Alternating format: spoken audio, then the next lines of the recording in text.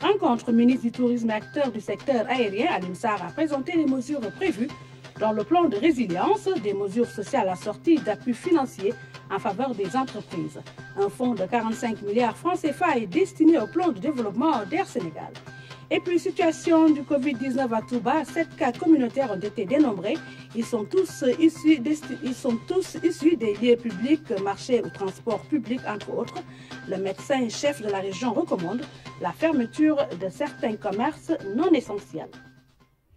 Mesdames et messieurs, bienvenue. Le ministre du Tourisme et des Transports aériens a rencontré les acteurs du secteur aérien pour présenter les mesures prévues dans le plan de résilience, des mesures sociales assorties d'appui financier en faveur des entreprises. Un fonds de 45 milliards francs CFA est destiné au plan de développement d'Air Sénégal, nous dit Cherbamba Gueye.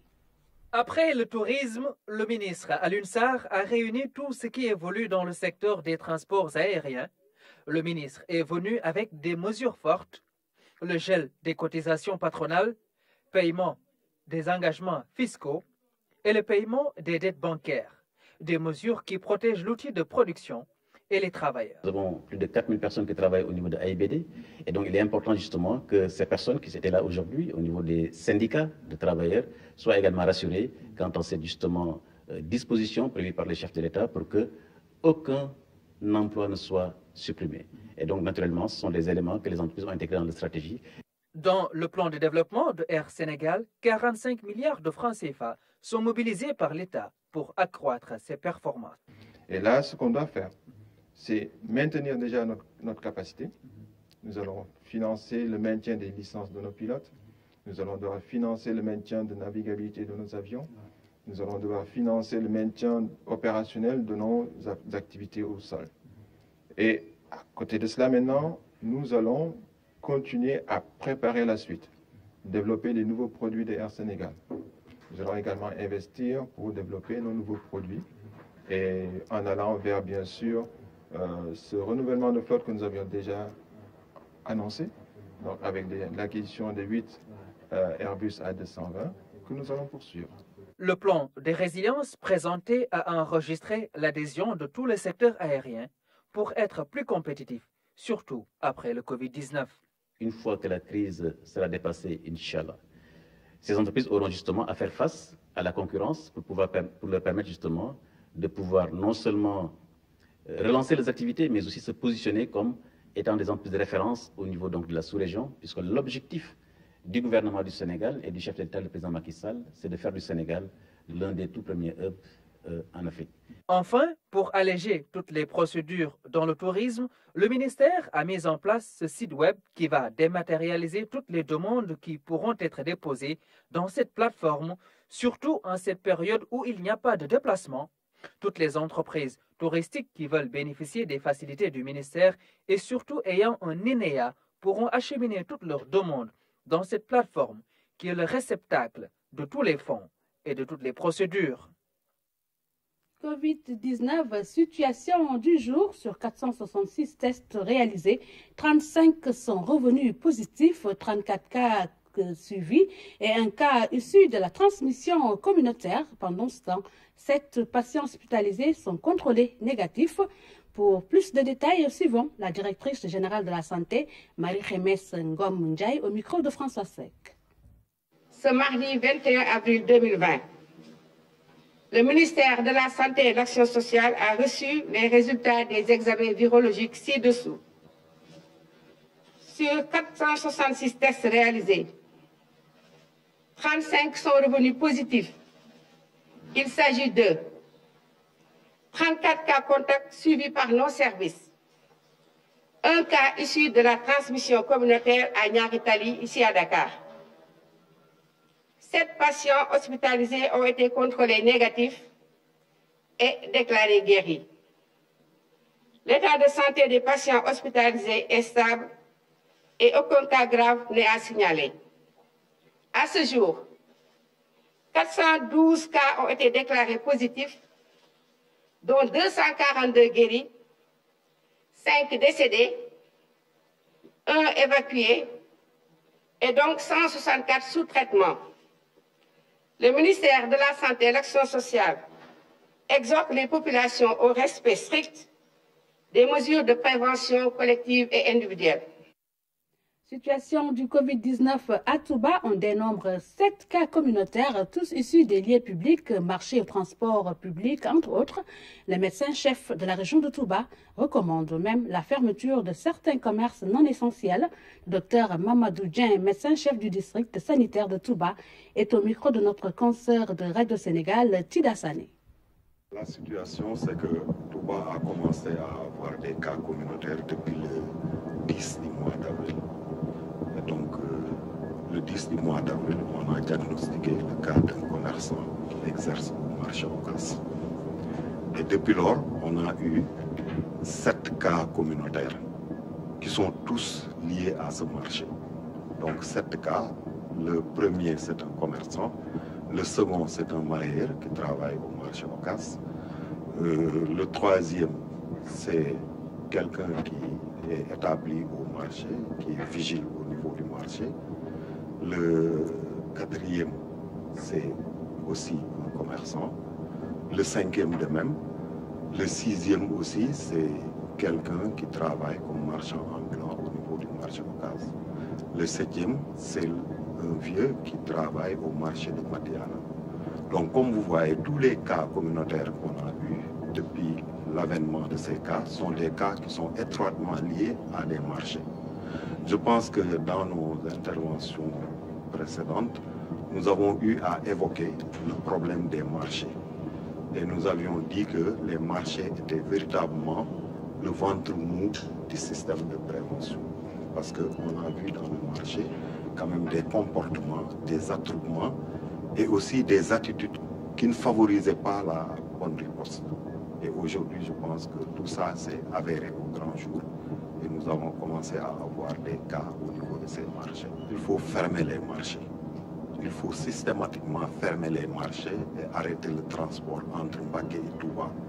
Parce que c'est un transport qui se fait avec des véhicules qui ne sont pas dédiés à ce transport. C'est des véhicules de transport de marchandises qui sont modifiés et qui sont des endroits propices pour propager cette maladie. Parce que souvent il y a la surcharge, les passagers sont assis côte à côte et ils ne respectent pas les mesures qui ont été arrêtées par le ministère de l'Intérieur, notamment de ne pas mettre un chargement au complet, de mettre la moitié du chargement.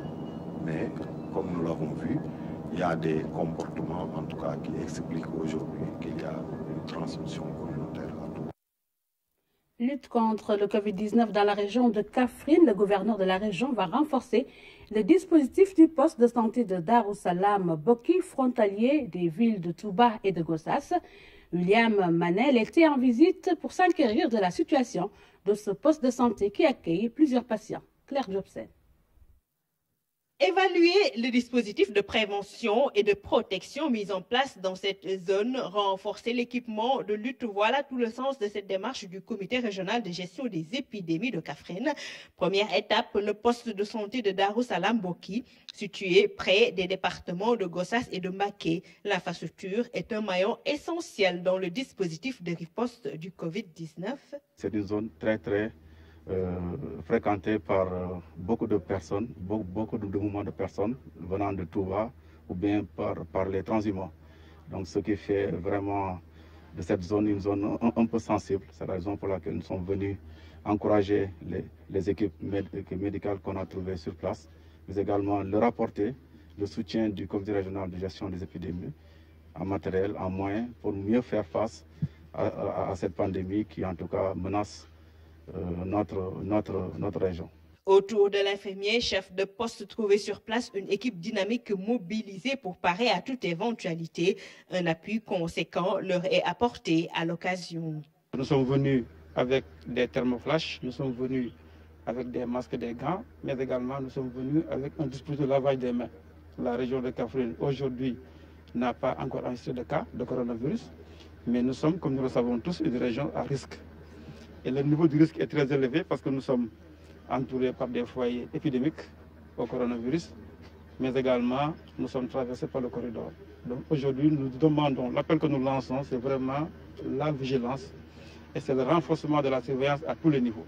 Pour une lutte plus efficace, d'autres mesures fortes sont prises par les autorités locales, notamment en ce qui concerne les marchés Zelouma. Le préfet de Kaffrine envisage de délocaliser le marché aux légumes.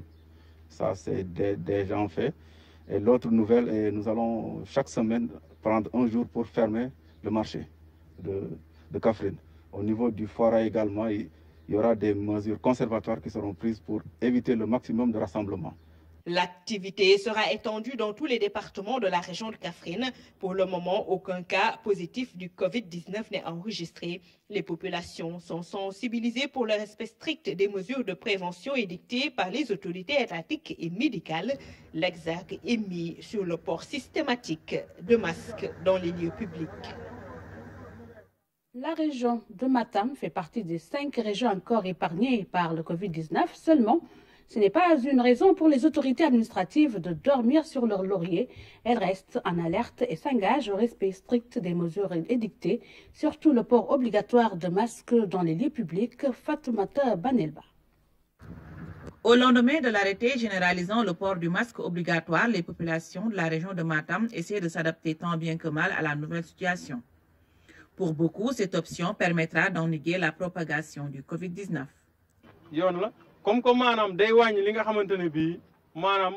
C'est normal si c'est pour diminuer la propagation du virus.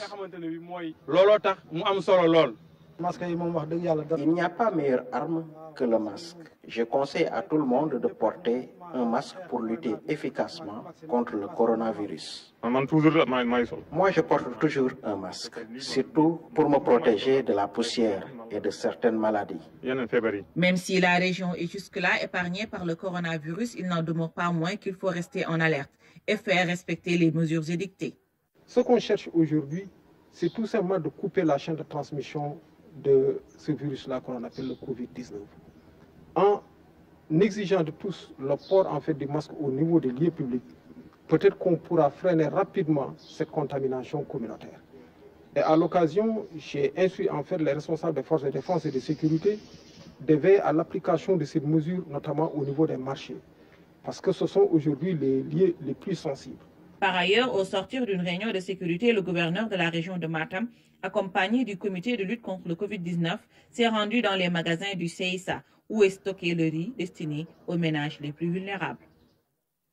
Le secteur du transport en commun peut être un facteur de propagation du Covid-19. Le Service national de l'éducation et de l'information pour la santé, SNEPS, est allé à la rencontre d'acteurs du transport et d'usagers au terminus de Liberté 5, conseil et démonstration à Grand Dakar. Échange avec le maire qui salue cette mesure du masque obligatoire. Oumar Diaw. Le secteur du transport pouvant être un grand vecteur de contamination, il attire l'attention des services de santé. Le SNEPS est allé à la rencontre d'usagers et de travailleurs des transports en commun.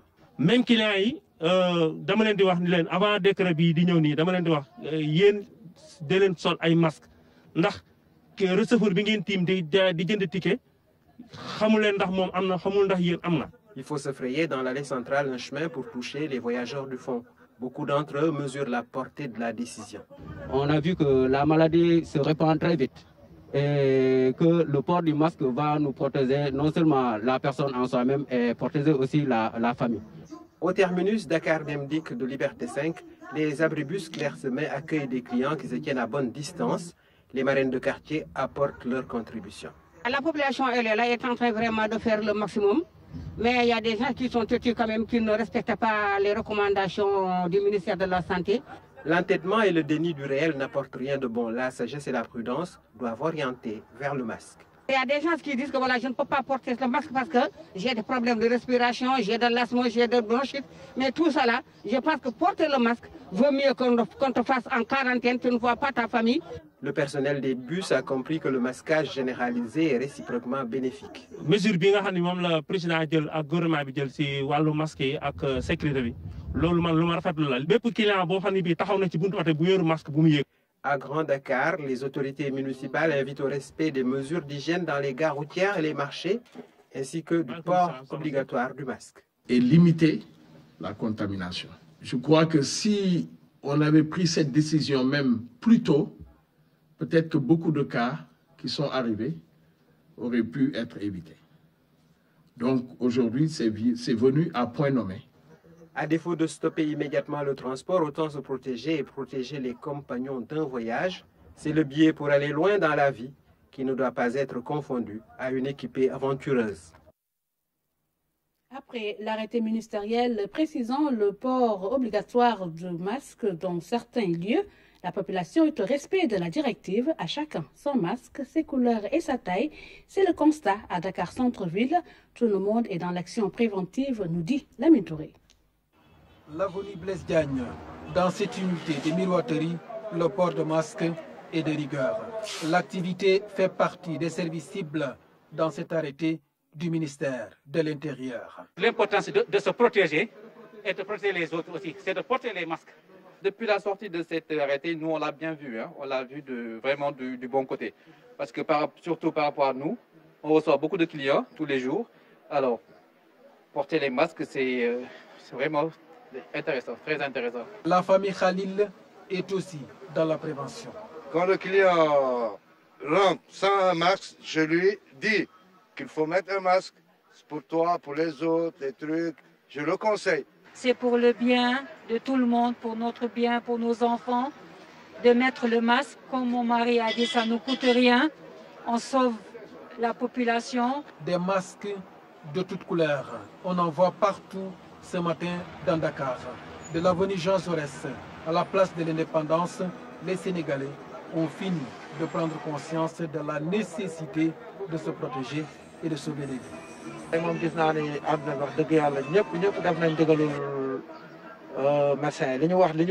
J'ai constaté aujourd'hui un respect général du port de masque.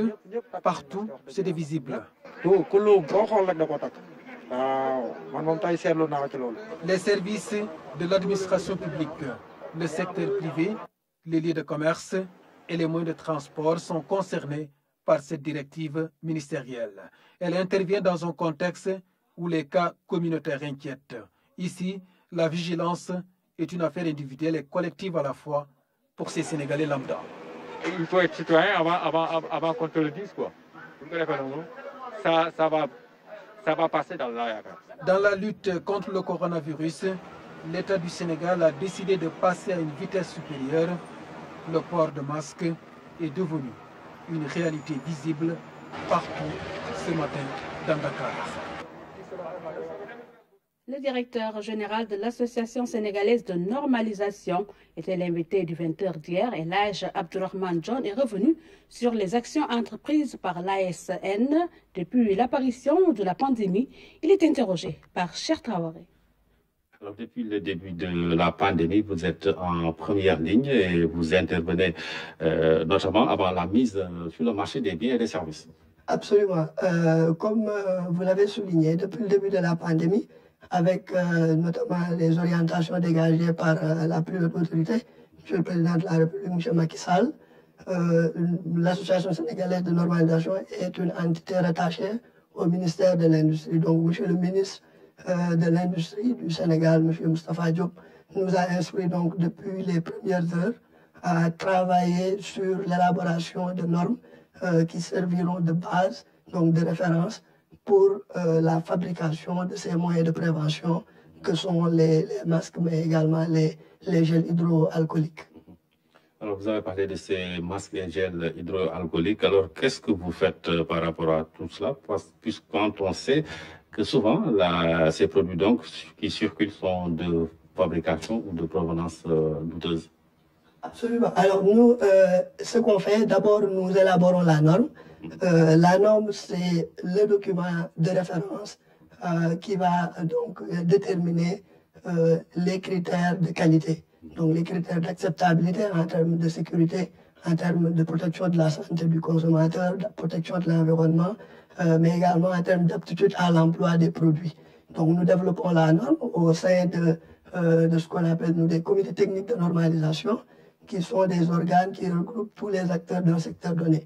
Dans le cas d'espèce, le comité technique santé de l'Association sénégalaise de normalisation a donc travaillé sur une norme sénégalaise sur les masques avec une contribution appréciable et appréciée du ministère de la Santé qui a quand même mis sur pied une task force véritablement pour travailler à améliorer ce document aujourd'hui qui constitue la norme sénégalaise. Au-delà de la norme qui est diffusée au niveau de tous les acteurs, nous intervenons également dans la certification de conformité.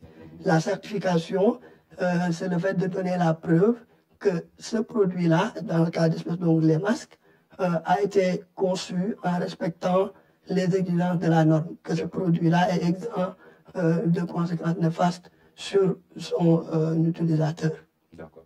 Alors, si je vous suis bien, les masques et gels qui circulent ont été fabriqués suivant des normes que vous avez établies. Alors, aujourd'hui, je ne peux pas dire que tous les masques ou tous les gels qu'on voit sur le marché sont conformes à la norme. C'est d'ailleurs la raison pour laquelle nous ne sommes pas limités à mettre en place la norme. On a également travaillé, aujourd'hui, on a un dispositif de certification de conformité pour ces produits. On travaille avec les autres organes de l'État, notamment le ministère du Commerce, pour avoir un dispositif fiable de contrôle du marché pour ce qui concerne ces deux produits. Aujourd'hui, mes équipes ont commencé déjà, après requête donc, de certains fabricants de masques, à mettre en œuvre le processus de certification de ces masques. Et j'espère que les autorités vont prendre d'ici quelques jours des textes réglementaires pour rendre notamment la certification de ces masques-là obligatoire pour assurer à tous les Sénégalais que les masques qui sont sur le marché sont des masques qui sont conformes à la norme sénégalaise. Sur l'île de Gorée, le couvre-feu est total. Les insulaires respectent les mesures prises par les autorités.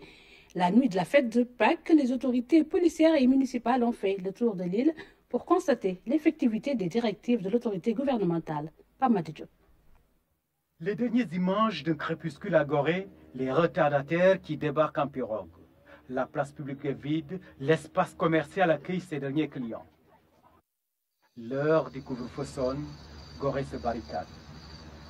Il est 20h03, donc le couvre-feu a commencé. Seul bruit à Gorée, celui des vagues. La seule silhouette, celle des hommes en tenue. Aujourd'hui, on va encore retourner sur le terrain, comme on l'a fait depuis le début du couvre-feu. L'objectif est de faire respecter la mesure édictée par la plus haute autorité, que les gens restent chez eux de 20h à 6h du matin. Descendre sur le terrain, l'autorité municipale veut s'enquérir du comportement au quotidien de sa population. Les jeunes maintenant, bon, on ne les permet plus de jouer au football au terrain, ni à la plage. Même les jeunes qui jouent au billes et tout ça là, bon, on est obligé. Voilà, on est obligé. Certains vont jusqu'à la vouloir, mais ils savent que bon, on n'a pas le choix. Les lampions veillent sur l'île. Pas de touristes ou visiteurs. Le reflet des lumières donne vie à cette île historique, jadis grouillante de monde en cette période de fête pascale. Tout le monde est confiné chez lui, d'abord pour respecter bien entendu une décision de l'autorité, mais surtout pour être dans cette logique de lutte collective contre le Covid-19. Les restaurateurs sont aux abonnés absents. Les couloirs vides laissent place à une lumière dorée et tamisée. La maison des esclaves passe inaperçue. Voici l'image pittoresque, nocturne, qu'offre Gorée jusqu'à l'extinction de ces lampions au petit matin. Et puis, cette information relayée par plusieurs chaînes et sites d'information, la santé du dirigeant nord-coréen Kim Jong-un serait en grave danger après une intervention médicale, croit savoir CNN. La chaîne de télévision américaine s'est basée sur une source provenant d'un responsable américain directement au courant de l'affaire. Les services de renseignement américains tentent à leur tour de vérifier des informations selon lesquelles Kim Jong-un aurait subi une opération de chirurgie cardiovasculaire. Le numéro 1 coréen n'avait pas assisté à la fête d'anniversaire de son grand-père, Kim De-jong, fondateur de la République populaire démocratique de Corée, qui est une fête nationale. C'était le 15 avril dernier, la dernière apparition de Kim Jong-un sur les médias d'État remonterait au 11 avril dernier. Affaire à suivre. Voilà qui met fin à cette présente édition. Merci de votre attention. Vous pourrez suivre tout juste après le journal en Wolof qui vous sera présenté par Maman Moussagna. Au revoir.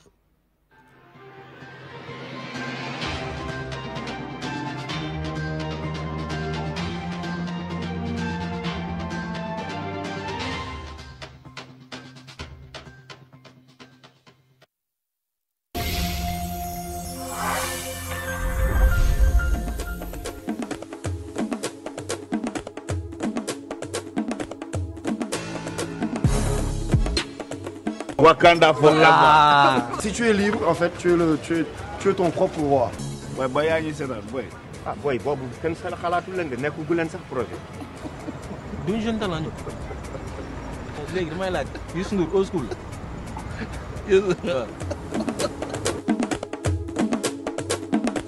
Moi, je rappe pas en me disant que ouais, je suis une fille qui rappe.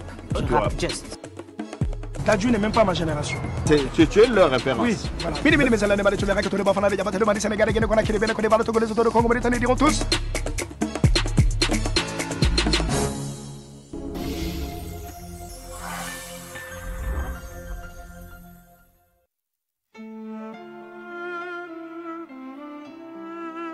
Assalamu alaikum wa rahmatullahi ta'ala wa barakatuh. Bokki julit yi bokki réew mi RTS mi ngi leen di ndokkeel ci weeru koor wu tedd wi di weeru ngëneel di weeru yiw di weeru alquran di weer wi nga xamante ni bi ci la borom bi subhanahu wa ta'ala wax ni shahru